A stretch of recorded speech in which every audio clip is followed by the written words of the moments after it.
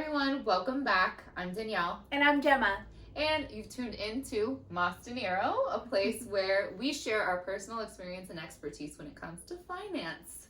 And today we are talking about life insurance awareness because it's Life Insurance Awareness Month and we want to break down some things for you guys. In this video, we really want to cover the difference between having a policy that is a term policy versus having a policy that is a permanent policy. The reason we want to talk about this is because we get this question all the time from everybody. People want to know what's better, what's more suitable for them, and so we want to cover it today. And I've run into plenty of cases where people just didn't even know what life insurance is, term, perm, never heard of it in their life. That used to be me. So now that, Gemma and I have gone through our personal experiences and we have that expertise in finance, educating others on this, we're about to get into it with you. Let's take a look at what the differences are. All right, guys, so let's go over the features. The first one I have is low cost. For a low cost policy, that's going to be a term. A term policy is going to be usually, for the most part, the most affordable one. Yes.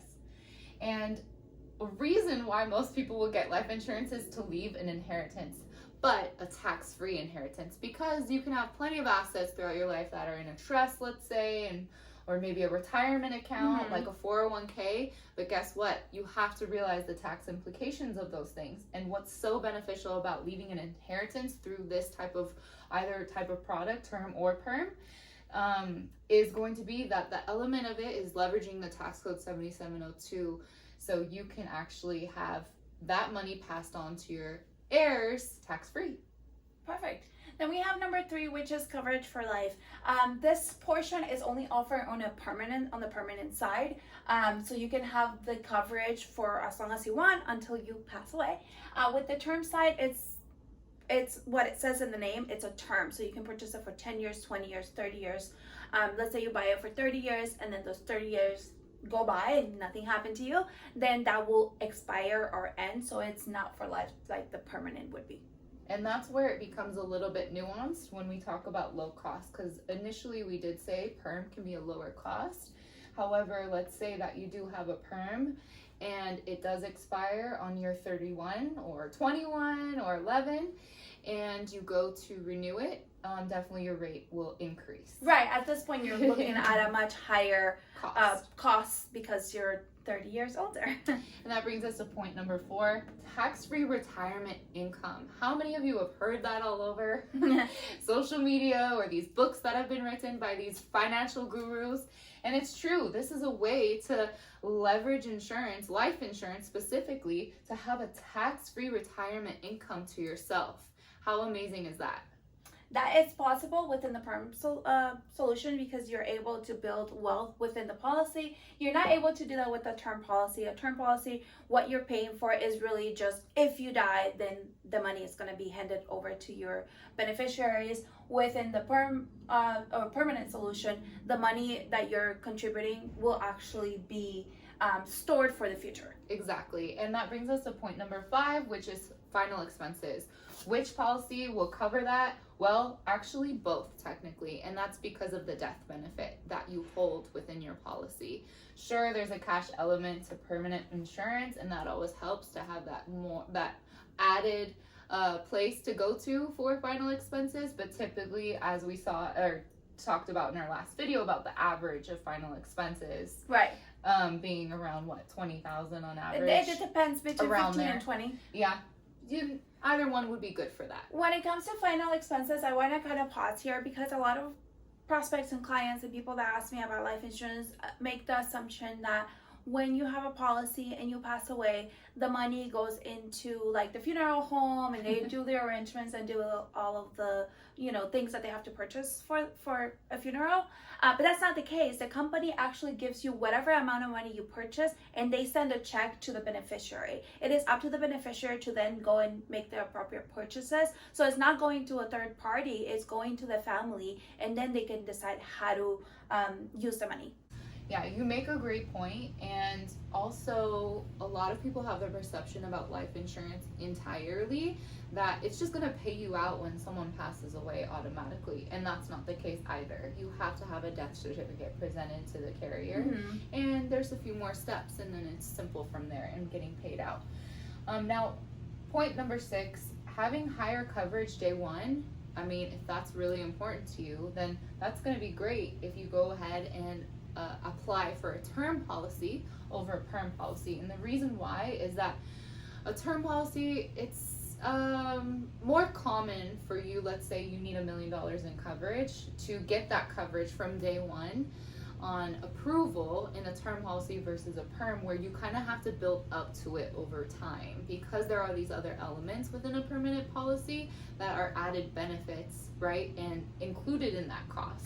Yeah, so when it comes to the coverage, higher coverage from day one, what that really ties into is number one, you're able to get a higher amount, like $1 million, for a low premium or low cost, as opposed to the permanent solution where if your actual coverage has to be lower so that it is still affordable for everybody. And you have all those other benefits that a term policy wouldn't give you, right? Mm-hmm. Like having that coverage for life with a perm protection, or having that retirement Correct. income, right? Those are added benefits. Mm-hmm. So obviously, yes, you're gonna. It has a higher price point, if you want to call it. So for number 7, we have interest savings. That means something you can, in your permanent solutions, you can build a savings, right? Because it's going to be eventually a tax-free retirement income. And that savings is going to generate some type of interest, which you cannot do in a term policy. A term policy is only designed to pay out if something happens to you. In a permanent policy, it will allow you to build your savings account or grow your savings by adding some type of interest. Yes, and this is kind of where, for those of you who have already heard terms like whole life, universal life, this is where that comes into play, right?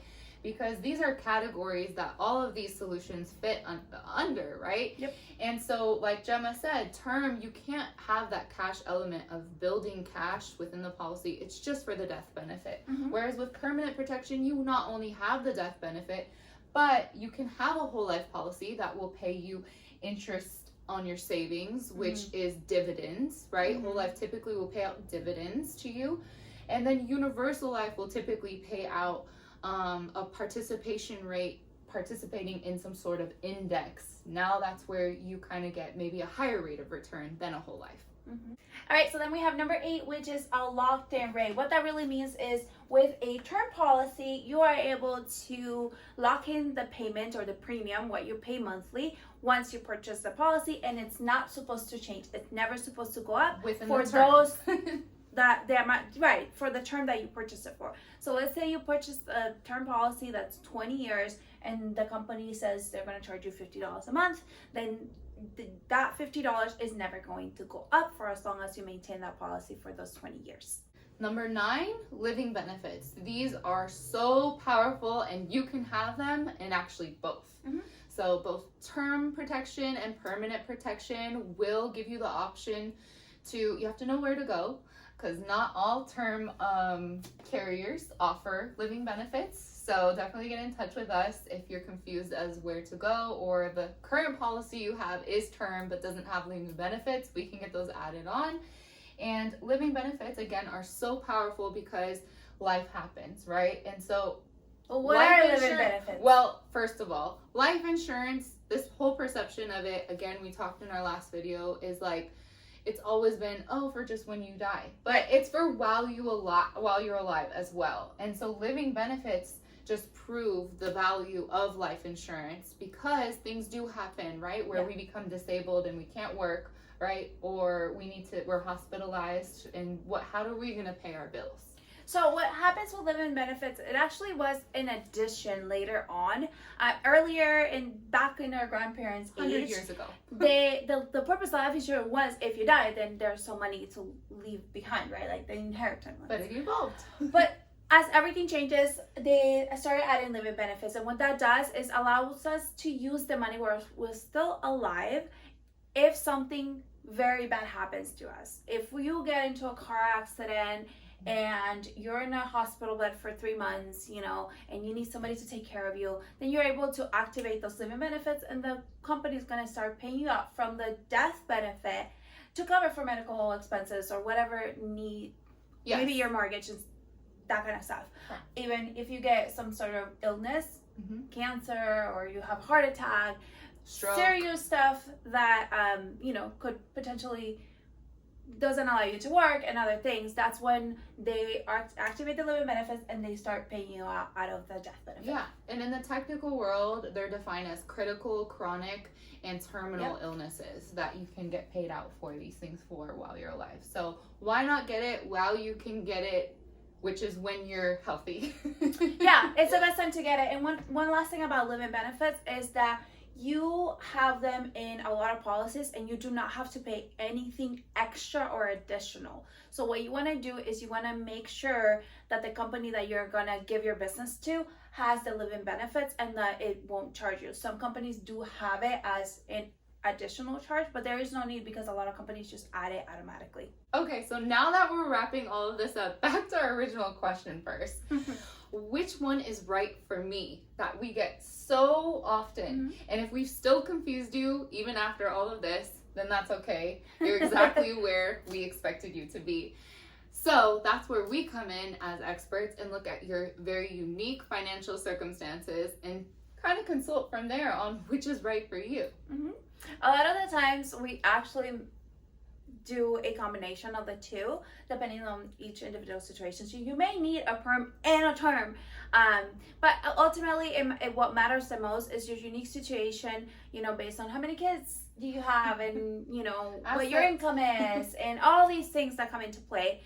One thing that I want to mention is just kind of as a rule of thumb, with term policies, they are the most affordable way to go. So if you're paying $50 a month for a term policy, if you want to switch to a permanent solution, then that you're going to be looking at about 3 times the price. So it's about, if you're paying $50 now, it's going to be $150 for a permanent solution. Of course, that will allow you to have a lot more benefits, get the money back, get the tax-free stuff, and have the coverage for a longer period of time. So that's what we need to consider when we look at a specific situation. Absolutely. Hope all of this helped you in kind of making sense of the insurance world out there, especially if this is new to you. Hopefully it's something you can do more research on to just get acquainted with it, as it's very valuable. I would say it's undervalued and it's very powerful. So if you don't have it, please reach out to us. Our email's in the description.